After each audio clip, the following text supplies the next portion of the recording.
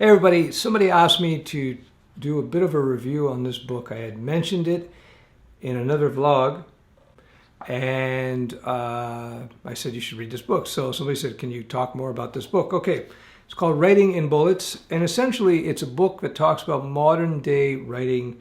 On the cover of the book it says emails, memos, reports, websites, presentations. It is basically a way of writing in a concise, in a way that's easy for people to consume. I read it a long time ago. I bought this book in 2003, and actually here's a list of things I put out for myself, and I stapled it in. It's funny, I just realized I had this in here. Essentially, it talks about modern day concise writing, because the idea, I don't know if it's in this book because I've read a few things and I put together my ideas over the years, but I can tell you, generally speaking, because people are bombarded with so much information, there's so much to read, so much to watch. If you are presenting information to people, especially in a business context, you have to get to the point right away, and you have to break up complex topics that you're discussing into manageable chunks. And one of the ways you can do that, I'll give you one rule that I learned from this book. I'm pretty sure anyway.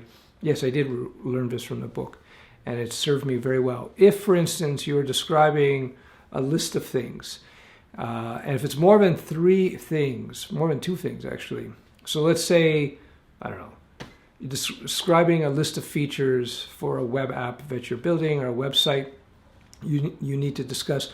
Don't put that list of items inside of a paragraph of text. It's too much. What you should do is break it out into a list, a bulleted list if there's no order of precedence, meaning something is not more important than the other, or a numbered list if there's an order of precedence. Something is more important than other things. So if you had, I don't know, if it was a grocery list, you might say pick up bananas, tomatoes, mayonnaise, and blueberries. You shouldn't put that in a paragraph. You should have like one sentence that says, please pick up these items at the store, colon, then you have your bulleted list. Then your next line. The main point of this particular lesson is that people don't like to read long paragraphs. They prefer short lists. People will scan pages very quickly.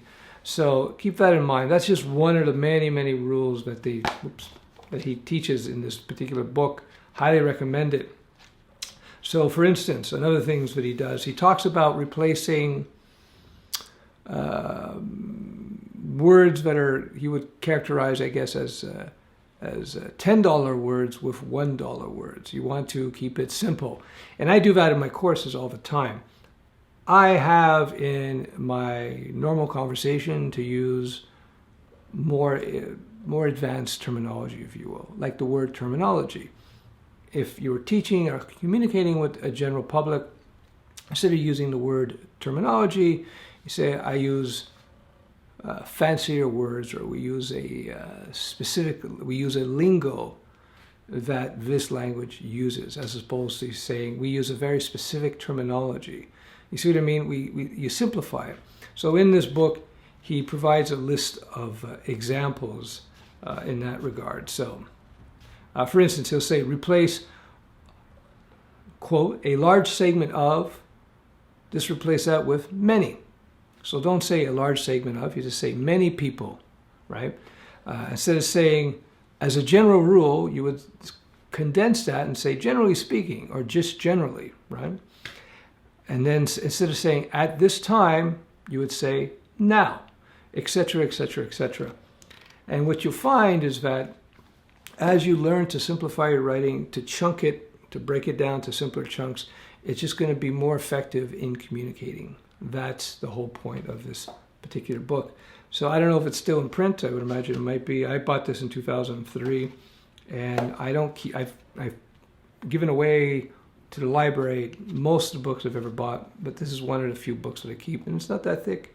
This is one of the 3 important books that I read on writing well, and it has served me well in not just my business, but in other areas as well. I hope this is useful.